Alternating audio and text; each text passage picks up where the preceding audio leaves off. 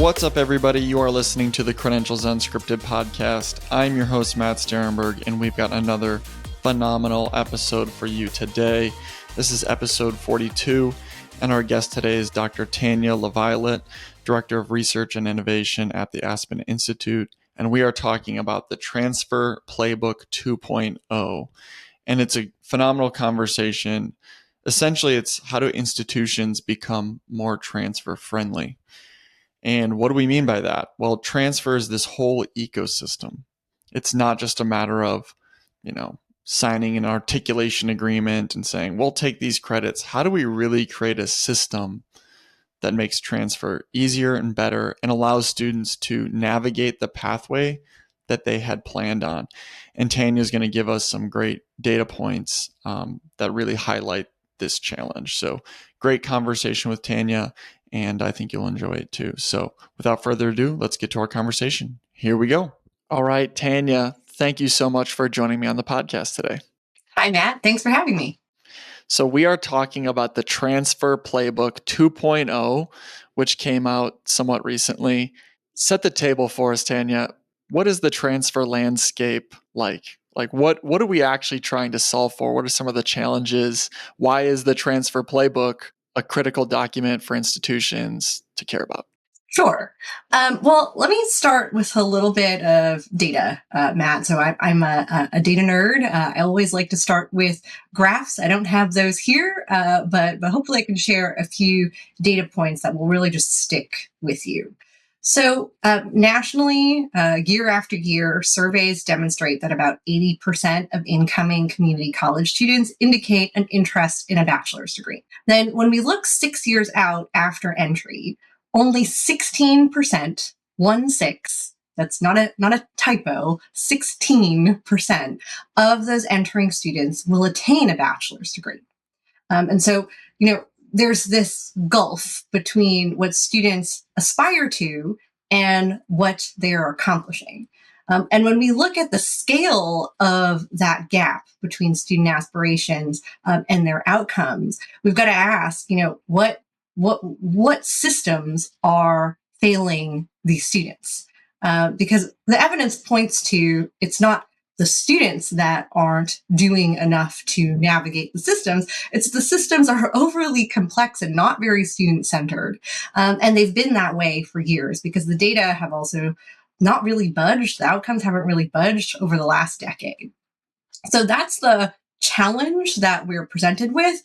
80% who indicate an interest, who want a bachelor's degree, and 16% who eventually do.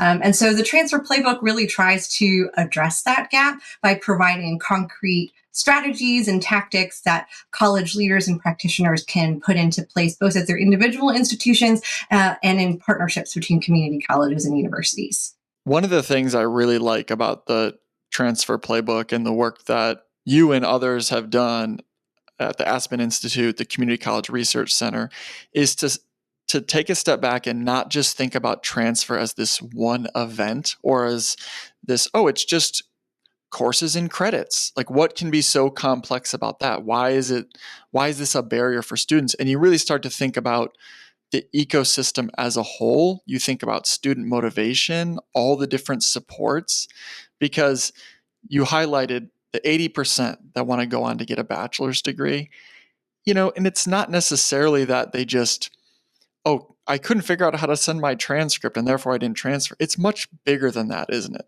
Exactly. And I think that's one of the main findings from the Transfer Playbook is that, these really strong partnerships aren't focused on just one thing. They're not just focused on credit articulation or recruitment of transfer students. They're really looking at end-to-end redesign of the full transfer student experience, which starts, sometimes before a student enters community college, all the way through to graduating with a bachelor's degree. And they're interrogating at every step of that experience, what are some of the barriers and challenges that we might be putting in front of students, and asking, how can we take away those barriers? How can we create these initiatives, programs, these models that address all of those challenges in a holistic way so that the full transfer student experience is a positive one. And that's how they've been able to achieve these much stronger overall outcomes and stronger outcomes for students that have historically had the least opportunity in higher education. And I'm thinking about the student too, who he enrolls in community college, let's say, and he's one of the 80%. He's thinking, I'm going to go get a bachelor's degree. Well, the courses that he takes, the experience he's looking for at community college, if I am planning on transferring to a 4-year to get my bachelor's, I'm going to make certain decisions, right? And if I somehow don't end up transferring, like, what does that say about the experience that I have at the community college, right? Like, I didn't come in purely to get an associate's, let's say. And so, what am I left with when I'm planning on transferring? I don't end up doing it. Now, what am I left with? Like, all the selections I made at the community college of what courses I needed to take were in service of something that I never ended up pursuing. It's like you're going on this long road trip. You're like, we're packing everything up. We were planning everything. And then you're like, actually, we're not going to get there. We've got all this stuff packed in the car that we didn't end up using or we didn't plan accordingly. I just think that's a really interesting thing as you think about just the life of a student. They're not able to fulfill the vision that they had. And, what courses and credits do they have? Or were they even able to get an associate's even though they wanted to pursue a bachelor's? Well, there's a lot to unpack there, Matt. I know. Sorry to throw so much at you. But I just want to share that story that you've depicted is one that I think too many students can relate to. So, you're saying, what are they left with? Well, every year there are about 400,000 students who graduate with an associate degree that is oriented toward transfer, an associate degree of liberal arts. And those associate degrees, depending on where you live, have very marginal kind of labor market value if you do not get a bachelor's degree subsequently. And so when we look at those 400,000, these are hundreds of thousands of students, right, who get that associate degree every year, state level data and research indicate that probably about 30 to 50% of those graduates go on to transfer. So these are not just college students. They are college graduates who get an associate degree that is oriented toward transfer, but then do not go on to transfer. And we know that the labor market value of those degrees is not fully realized without getting the bachelor's degree. And when you unpack that journey that you were depicting, there are so many hurdles, big ones and also little ones, death by a thousand paper cuts. But what that amounts to is hundreds of thousands of students, that have done the work. That have proven that they have the talent to be a college graduate, but aren't able to go through the full transfer process. And again, I think what the playbook does is it turns the question to institutional leaders and practitioners and asks why that is and what can we do about it. And so just to revisit that story that you depicted, I think it's one that's not so uncommon, where a student enters into community college maybe with or without a good sense of where they want to go in terms of their major. They know that they want to get a bachelor's degree. They know that they want to have good, workforce outcomes, good earnings after their higher education, but may need a little bit of help determining what their path is. And what is really challenging across the nation is trying to find that path. And then understanding what that path means in terms of the courses that you need to take that will eventually transfer to a 4-year institution and apply to your degree. And it's so much harder than it needs to be. Like literally on college websites, there are articulation agreements, legal documents written in legalese that are uploaded in PDFs to their website, cast as student resources for figuring out how to transfer. So that's that wasn't really working for students before. It's not working for students now. And what I love about the playbook exemplars is they give some hope for what it could look like moving forward. And the last point I want to make about the story that you shared is that, again, when student aspirations and their outcomes don't meet, and they are trying and they are doing everything they can to make it work, when you look at the distrust in higher education right now, this is one of the sources of it. We've billed transfer as this way to support a more affordable path to a bachelor's degree, but we haven't laid the systems in place, by and large, across the country, to realize those aspirations. Yeah, I love that you brought up articulation agreements, because I think that's the default for a lot of people. Be like, we have articulation agreements, we have it mapped, and it's like it's necessary but not sufficient, right? Because it takes, like, it's building the roads, but it's not really helping people navigate them, right? We need a compass. Like, the infrastructure is built, but it's like, how do we actually help people get there? And so I think that's the default for a lot of people. Like, no, we work with our 4-year partner or our 2-year partner, and we have these agreements in place. And what it doesn't acknowledge is, okay, well, this course at your community college will transfer to this. You'll get credit for this course at your 4-year. But what if I'm a learner and I can't take that class this semester? I can't, I'm working, or it's not available, or the section is full. Now what do I do? So I think it's just like you step back and you go, like, what are the actual pathways? What are the actual challenges in terms of like navigating the roads that we've set up of courses and credit? So like, that's why I really think the Transfer Playbook is all about, it's not just about articulation. How do we think about being transfer friendly, to be pro transfer, to really set up the ecosystem? And I will link to the Transfer Playbook in the episode description, and we'll make sure to share it out. But you lay out 3 phenomenal strategies, and I want to go through each one. The first one is prioritize transfer at the executive level. Tell me a little bit more about that. Yeah, sure. So, again, just pointing back to the data, the gap between student aspirations and outcomes indicates that we've got to do something big. We've got to make big moves. These little incremental changes, they're important, and there's a place for them. But the data signal that we've got to do something bigger, that we've got to achieve some systemic level change at scale.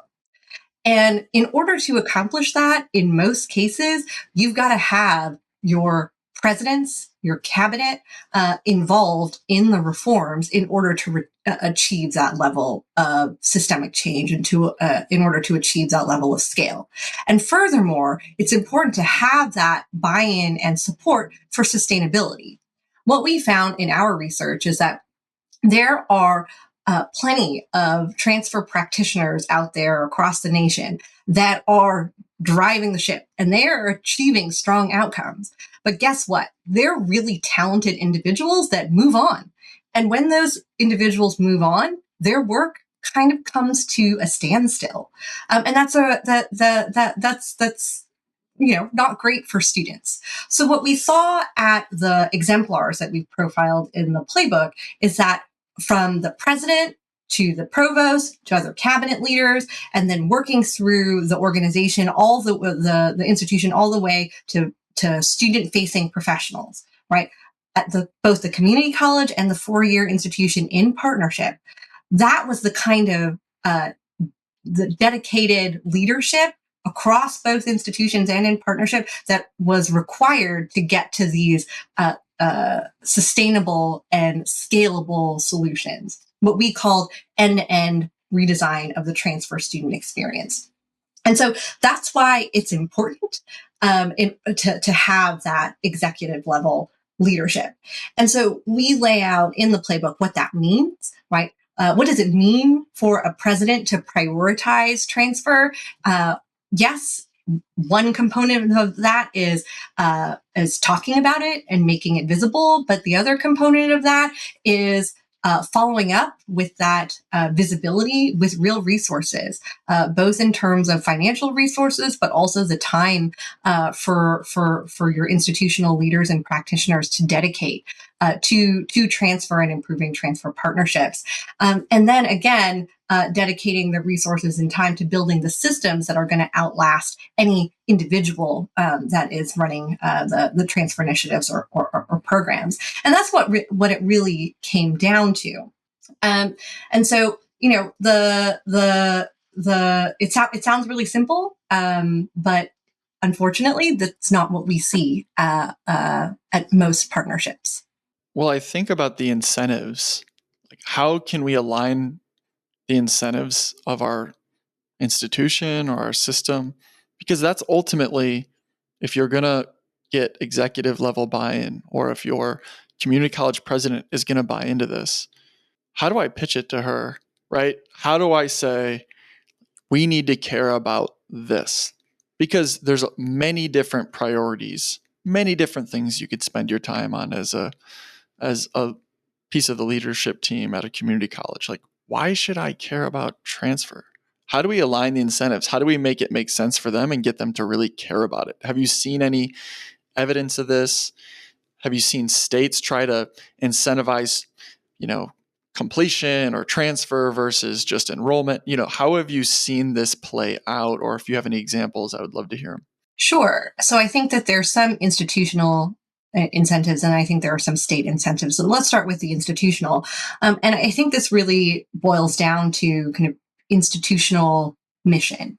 So for both community colleges and for four-year institutions, when transfer is working well, it can be a real talent development pipeline for your region to meet workforce needs.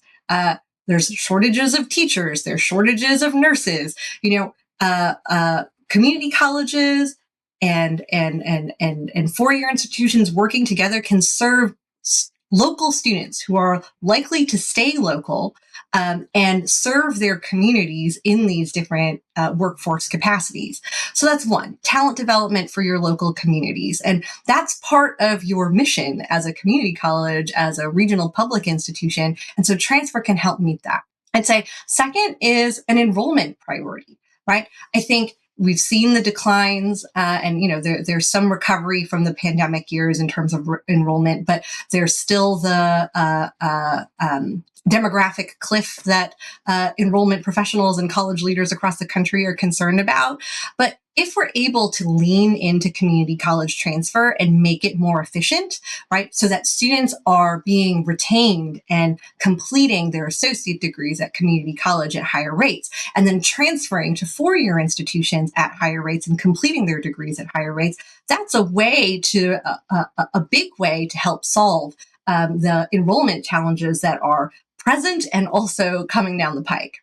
Oh, yeah. For a 4-year, think about it. You just highlighted the numbers at the top. 80% want to attend your institution, let's say, right? Only 16% do. For a 4-year, the incentives are clear. Like, we're missing out on people that at one point thought they would be here, and they haven't arrived. And I think that's, it's hundreds of thousands of students, right, Matt? And so that's enough to offset a lot of the challenges from the demographic cliff that are impending. And the other thing that I'll say is that, I think there's a bit of a short-termism problem, right? There's some, enrollment leaders in the four-year space that are like, well, why not enroll these students at the four-year institution to begin with? And I would say, for some students, that might be the better path for them to start directly at the four-year institution. But we can't ignore what students are telling us by enrolling in community college. They're enrolling in community college because that's the right fit for them. They can afford it. In many cases, they're choosing that pathway because of the lower tuition rates in community college. They're choosing it because it's more flexible to accommodate their lives. Many of them are parenting students, are working, and the community college setting is more amenable to their outside of the classroom lives, or it's just they're local. They're serving their local communities, and it's more convenient for students. And so for a large number of students, starting at a four-year institution was never going to be their first option. And so this is an untapped market for four-year institutions to increase their enrollments. And so again, just looking at the data, it's not a hard case to make that this should be a priority for sustainability of your institution and both enrollment and financial viability later down the line. Yeah, and in Michigan, where I live, we have a way for community college to be free, right? And so it's like, okay, how do we actually take advantage of this great thing so that it's actually worth something and not just this free thing that we're doing? How do we actually make it valuable and useful? We need to make sure that people are getting to where they want to go. So the second strategy is align program pathways and high quality instruction to promote timely bachelor's completion. Aligning program pathways. What do you mean by that? Yeah. So I want to underscore pathway here. I think, historically, when we think about articulation, we're thinking about course to course articulation, which I think can be part of pathways. But what we're really interested in here is what does it take to start in community college and transfer to a four-year institution and graduate without excess credits, and to be able to do that within a major in a timely manner. And the tool that we found schools were using to get to this programmatic alignment were what we're calling these four-year maps. So what we mean by four-year maps are the courses that a student would need to take in community college and a four-year institution that they can conceivably complete in the equivalent of 4 years. We know that the vast majority of community college students are attending part-time, but the idea of a four-year map gives you really strict bounds for what is acceptable in terms of a pathway, in terms of the credits that students have to be taking, the courses that they have to be taking, and the time that they would need to take in order to complete that pathway. So it really is, it's a benchmark that community colleges and four-year institutions can work toward, this idea of a four-year equivalent map to design their pathways. Now, when we get underneath that, just having a map with courses that equate to 4 years of coursework, it's not enough. Not all maps are created equal. And what we found from the exemplars is that what they were doing was they were aligning within majors to make sure that students were prepared as juniors entering a major at the four-year institution. So that means that they were taking enough major-specific coursework. So if I'm a biology major, I'm taking, 4-6 biology courses while I'm in community college, so that when I get to my four-year university, I am as prepared within my major as a student who would have started at that four-year institution. And while that sounds simple, when we look at other four-year maps that other partnerships have developed, that's not the case. Students aren't taking enough major-specific coursework in community colleges. And sometimes there's good reason for that, but sometimes it's just a matter of a lack of communication and coordination between the community colleges and the four-year institutions. And so in order to get to these four-year maps, what we saw colleges doing is coming together, bringing their faculty across discipline from the community college and the four-year institution together to map out these pathways, setting a benchmark, saying, okay, we want these pathways to be no more than the equivalent of 4 years, right? And then you map it out in your discipline to figure out how a student is going to be, what coursework a student needs to be able to complete to be prepared in their major and graduate on time. And what that does with these convenings between faculty is that it doesn't just touch on whether or not a course quote unquote articulates, so like has the same curriculum. What it does is it invites conversation about instruction and says, well, how are you teaching this? What does this look like for you? What does this lab look like for your students? And that allows for deeper conversations about aligning instruction so students are are learning what they need to learn in their coursework to be prepared to be thriving in their majors at both the community college and the university level. So that there's a lot in there. So it's not just articulation that we're getting at here. And I want to be very clear about that. Well, you hit the term excess credits, I thought was worth double clicking on here, because I think it is, like, to your point, I'm going to enroll in community college. I'll take a bunch of classes and that'll shorten my time at a 4-year institution. Well, just because it transfers doesn't mean it's actually going to shorten your time to degree completion, right? You do all of your gen eds and then you're like, oh, now I'm really going to start taking biology classes at the 4-year. Turns out I have to take them in a certain sequence. So I spent maybe 2 years at a community college, but it only saves me 1 year. And actually, when I get to on campus at the 4-year, it's like, man, am I prepared for these classes? And so I like your approach because it's also thinking about ultimately like retention and student success when they get there. Like, maybe we can streamline the transfer process, make it better, but that's only the first hurdle. Can we set these people up for success when they get to 4-year and feel like they can actually, they have the right amount of rigor, they're prepared, and they're going to take the right classes in the right sequence, and they're going to shorten their time and actually be able to deliver on why they went to community college in the first place, which was potentially to save money, all this other stuff. So it's not just will this credit transfer, it's a matter of the sequencing, the rigor, and making sure that there's actually real alignment rather than just we'll accept this or won't we. Exactly. And just one thing that I wanted to add to your comment was its alignment with postgraduate success, right? So it's not just completion of the associate degree for the community college, building these maps so that the students will not only complete their associate degree, but thrive at the 4-year institution within a major. And, for the 4-year institution, your incentive for that is for a student to be strong in their major so that they can then thrive in the labor market after graduating. And your final strategy is tailoring transfer and non-academic supports to foster trust and engagement.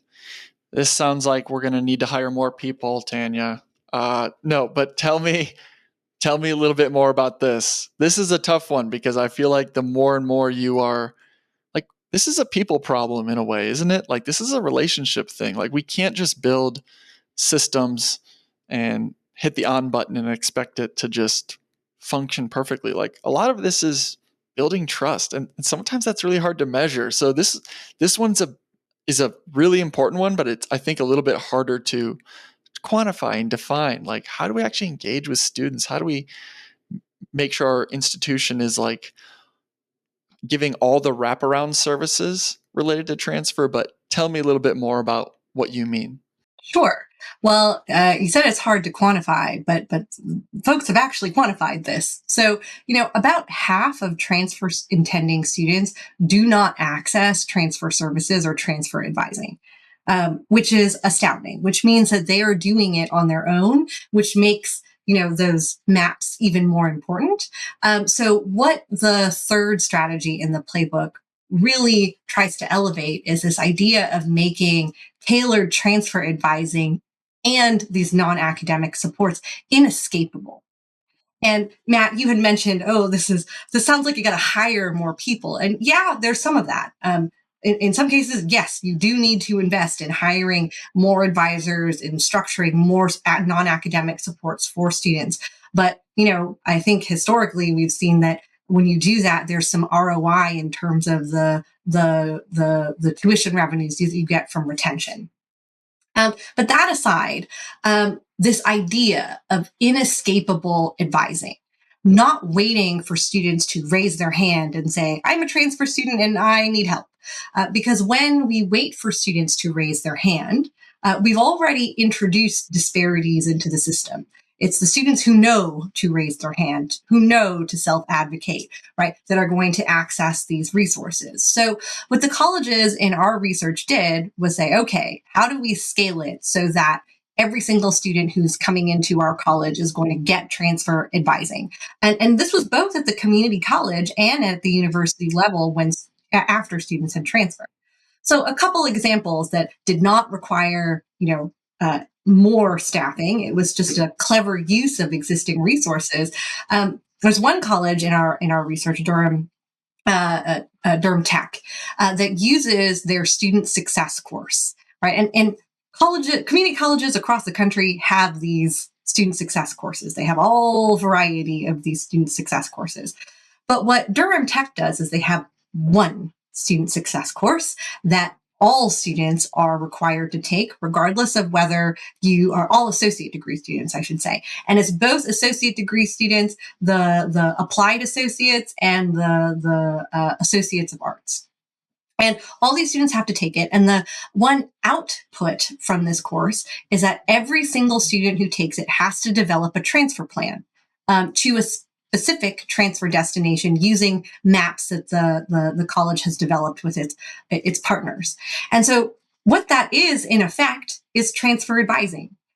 You have classrooms filled with students who are developing these plans, tailoring those four-year maps to their personal circumstances, and saying, okay, this is how I'm going to get from point A to point B. You don't miss a student doing that. And in fact, at Durham Tech, they have very few exceptions for students to get out of taking that class. And we've seen that at other institutions, and it works extremely well. Aspen Prize finalists, Seminole State in Florida, they have a version of the student success course as well, where students, again, are developing a plan in that first term and then uploading that plan into their advising platforms so that they can track whether or not they're progressing through those plans. But again, it's getting students to engage with these services, with this support, and making it so that it is inevitable, an inevitability for students that they're going to get the support to navigate the pathways. So, that's another a major finding. And then, to support those efforts, making sure that the systems are in place, that advisors have the knowledge and the tools at their disposal to offer the best advising they can. That's in contrast to what we see across the country. Advisors spending hours and hours of their own time sifting through documents, trying to figure out what are the courses that transfer, and then sharing them in paper form with their students. And that's not a dig at advisors. They're doing the work. They're trying to navigate these pathways along students. And so how can college leaders really support their advising corps, who are such a lifeline for students, by giving them the tools, by giving them the professional development that they need to be able to do their jobs well? And the final aspect of this strategy is a transfer-specific approach to holistic success. And so those are the non-academic supports. And so we know that students' lives are, multi-layered and multi-dimensional, that go well beyond what they're experiencing in the classroom. And, many colleges already have invested in things like food pantries and other non-academic supports that get at student basic needs that they need in order to thrive in the classroom. And what I thought was interesting in the schools that we engaged with was that they had ways to engage transfer students specifically with those resources and link it to the transfer student experience, again, to make it as inevitable as possible for students who needed those resources to be able to engage and benefit from them, and not waiting for students to raise their hand to say, I need help. But connecting that to the transfer pathway, especially at the four-year institution where students have less time, to figure out where these resources might lie. How can you make sure that it's inevitable and visible for students that, again, are going to be at your institution for what we hope will be a shorter amount of time? And I like, too, that it removes some of the stigma away. Like you said, only the people that raise their hands, right? And how many times have we heard the terms non-traditional student or traditional student, or this is a transfer student. And the more that we can just say this is part of your experience, every student's going to participate, it takes away some of the stigma of, and even for the 4-year to say, like, this is a very normal thing. And then when we actually have more students transferring, it becomes more normal for you to be at a 4-year and you see, oh, you spent 2 years at a community college or a year at a community college. And we take some of that stuff away where it's not, I don't know, like a less than thing where, oh, you took some courses at a community college. Like that's what I really like about the playbook is that it's a holistic approach where we have quality and rigor. We're aligning program pathways. We're taking away the stigma and we're giving the services to everybody.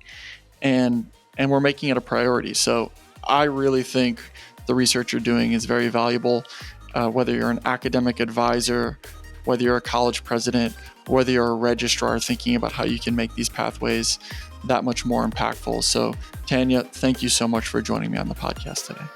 Thanks for having me, Matt. This is a great conversation. So that is our episode. Thanks to Tania for joining me and sharing her expertise. What I really liked is just thinking about it's not just a matter of how do we transfer these credits. It's about the holistic student experience and how we can offer all the supports that students need to navigate to the credential that they ultimately wanted or that they want. So great conversation. Hope you enjoyed it.